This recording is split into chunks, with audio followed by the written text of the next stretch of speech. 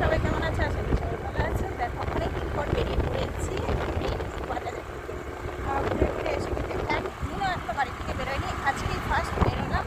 আজকে রবিবার আছে, তো সায়নকে বললাম চল একটু বাজার যাই, কেননা আমি মন মতো বাজার না করলে রান্নাবান্না করতেও ভালো লাগে না। এই কদিন যেমন তেমন করে চলেছে, মা তো এখন নেই, তো আমরা বাজারে বেরিয়েছি। বাজার থেকে যাই, কী কী বাজার করলাম সব কিছু তোমাদের সাথে শেয়ার করবো। সারাটা দিন সাথে থাকো আর দেখতে থাকো।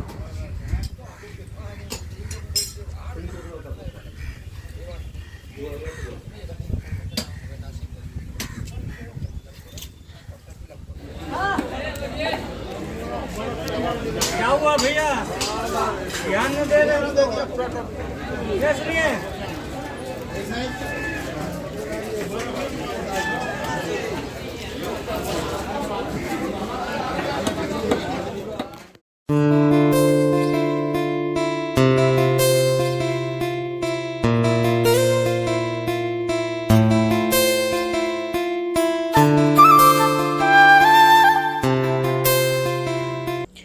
দেখো কী কী নিয়ে এসেছি বাজার থেকে। কলা, গাজর, কচুরলতি, পেঁয়াজ, লঙ্কা, রসুন, ডাব, আর মুদি দোকান থেকেও ম্যাগি, চাল টাল এইসব নিয়ে এসেছি। মানে চাল মানে বিরিয়ানি চাল।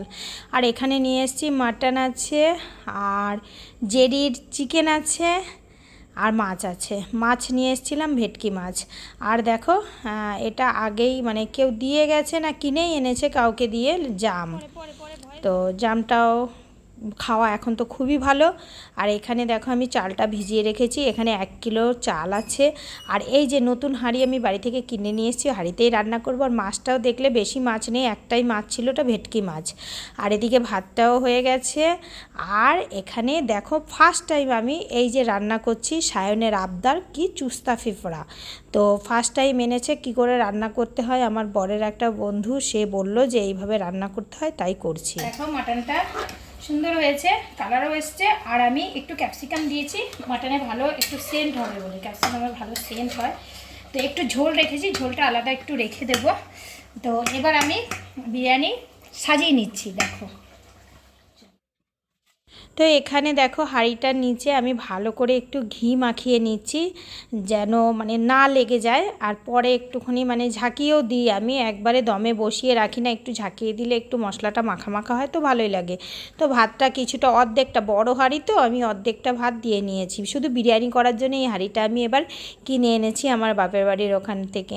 তো দেখো বিরিয়ানি মশলা দিয়ে দিলাম। বিরিয়ানি মশলা দিয়ে আজকে কিন্তু আমার না ছিল গোলাপ জল, না ছিল ভিনিগার, কিছু ছিল না। তো আমি দোকান থেকেও আনিনি, ওগুলো বেশি দিলে পছন্দও হয় না, গরমও পড়েছে। তো হালকা পাতলার মধ্যেই বিরিয়ানিটা হয়েছে। তো দেখো আলুগুলো আগে দিয়ে দিচ্ছি, আলুও দিয়ে দেবো, মাটনও দিয়ে দেবো, বড় বড় পিসগুলো দিয়ে দেবো, দিয়ে বাকি আর যতটা হাঁড়িতে ভাত আছে দিয়ে নেব, দিয়ে তারপর ঘিটা দিয়ে তার ওপরে আতরটা দিয়ে দেবো। আর দেখো আমি যখন মাংস রান্নাটা রেখেছিলাম, তখন কিন্তু তার উপরে একটা তেল ভেসেছিল কুকারের মধ্যে, তেলটা কিন্তু আমি আলাদা বাটিতে তুলে রেখেছিলাম। কেন বলো তো, ওই তেলটা তুলে রাখলে না, যেটা একটা যে রং দেওয়া হয় মানে ফুড কালার, ওটা তো খাওয়া ভালো না, তার জন্য আমি কখনোই কালার দিই না বিরিয়ানিতে। তো সেই যে আমি যে তেলটা রেখে দিয়েছিলাম মানে তুলে, সেই তেলটাই কিন্তু ওপর থেকে আমি দিয়ে দেব।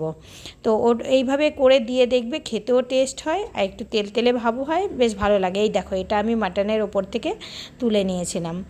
তো আর বিরিয়ানিতে মেন তো একটু দুধ দেয়, আমি সেটাও দিইনি, কেননা গরমে আর মাটনের মধ্যে দুধ একদমই মানে কেমন যে লাগতো কিছুই বুঝতে পারছিলাম না, যে খেয়ে আবার পেট খারাপ হবে কি না।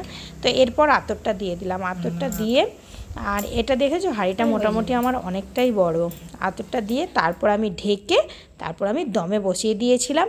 তো দমে বসানোর পর আমার রেডি হয়ে গেছিলো বিরিয়ানি। এই দেখো, আর এই চুস্তা ফেফড়া এখানে রেডি হয়ে গেছে, বিরিয়ানি রেডি হয়ে গেছে।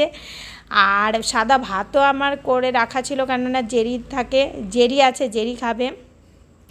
আর তারপরে আমরা সবাই মিলে বসে খাওয়া দাওয়া করে নিচ্ছিলাম। বিরিয়ানিটা খুবই ভালো হয়েছে, পুচকেও খাচ্ছে। তো কেমন লাগলো ভিডিওটা অবশ্যই কমেন্ট করে জানাবে।